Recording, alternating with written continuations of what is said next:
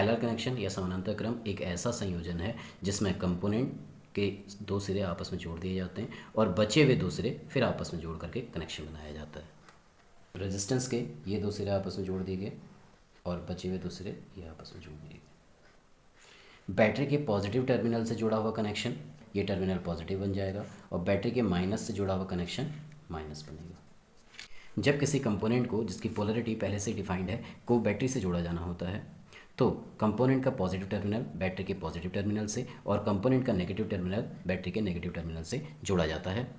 हम इसको इस तरह से भी कह सकते हैं कि समानांतर क्रम में दो कंपोनेंट्स को जोड़ने के लिए पॉजिटिव टर्मिनल्स को एक साथ और नेगेटिव टर्मिनल्स को एक साथ जोड़ा जाता है। इस प्रकार यह डायोड और बैटरी प्रॉपर पोलरिटी के साथ आपस में कनेक्ट कर दिए गए। पैरेलल कनेक्शन में वोल्टेज समान रहती है। यदि यह बैटरी 9 वोल्ट की है तो इस डायोड को मिलने वाला पोटेंशियल डिफरेंस भी 9 वोल्ट होगा।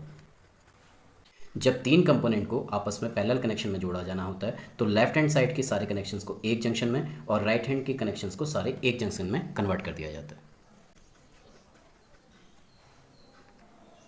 इस तरह से ये तीनों रेजिस्टेंस आपस में पैरेलल कनेक्शन में जुड़ गए। इस डायग्राम में तीन रेजिस्टेंस R1, R2 और R3 आपस में पैरेलल कनेक्शन में जुड़े हुए हैं। जब इस ओवरऑल जंक्शन को एक बैटरी के साथ पैरेलल कनेक्शन में जोड़ना होता है तो लेफ्ट जंक्शन पॉइंट को बैटरी के लेफ्ट जंक्शन पॉइंट से और बैटरी के राइट टर्मिनल को राइट जंक्शन पॉइंट से जोड़ दिया जाता है। इस तरह से ये तीनों रेजिस्टेंस बैटरी के साथ पैरेलल कनेक्शन में आ जाते हैं।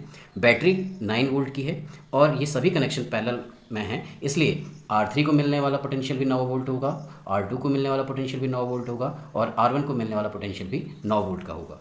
रेजिस्टेंस के कॉम्बिनेशन को बैटरी से जोड़ने पर इस सर्किट में करंट फ्लो करेगी। मान लेते हैं कि I करंट फ्लो करती है तो I करंट जब बैटरी के पॉजिटिव टर्मिनल से नेगेटिव टर्मिनल की ओर घूम के आती है तो इस पॉइंट पर इसको तीन पाथ मिलते हैं और यह I1, I2 और I3 में डिवाइड हो जाती है। ये I3 बढ़ करके इधर आएगा, I2 और ये I1 और फिर से जंक्शन पॉइंट मिलेगा तो ये फिर बैटरी के नेगेटिव टर्मिनल की ओर बढ़ते हुए करंट I में फिर से जॉइंट हो जाएगी।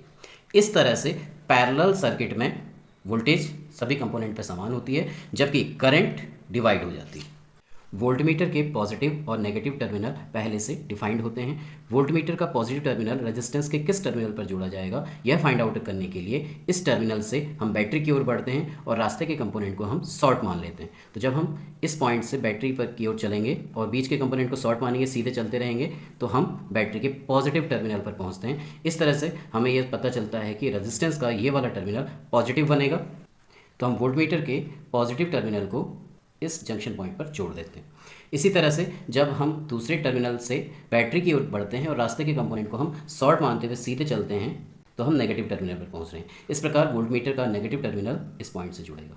इस सर्किट डायग्राम में बैटरी पीएन जंक्शन डायोड के साथ रिवर्स पोलरिटी के साथ जुड़ी है। इसका मतलब यह है कि डायोड का नेगेटिव टर्मिनल बैटरी के पॉजिटिव टर्मिनल से और बैटरी का नेगेटिव टर्मिनल डायोड के पॉजिटिव टर्मिनल से जुड़ा है। डायोड के across potential difference find out करने के लिए डायोड के पैरेलल में एक वोल्टमीटर लगाया जाता है। वोल्टमीटर इन दोनों पॉइंट्स पर लगाया जाएगा। वोल्टमीटर का पॉजिटिव टर्मिनल किस पॉइंट के साथ जोड़ा जाए इसके लिए हम इस पॉइंट से बैटरी की ओर बढ़ते हैं। बैटरी की ओर बढ़ने पर बीच के कंपोनेंट को हम शॉर्ट मान लेते हैं तो हम बैटरी के पॉजिटिव टर्मिनल पर पहुँचे तो बैटरी का जो पॉजिटिव टर्मिनल है वोल्टमीटर के पॉजिटिव टर्मिनल से जुड़ेगा और इस तरह से कनेक्शन बना दिया जाएगा।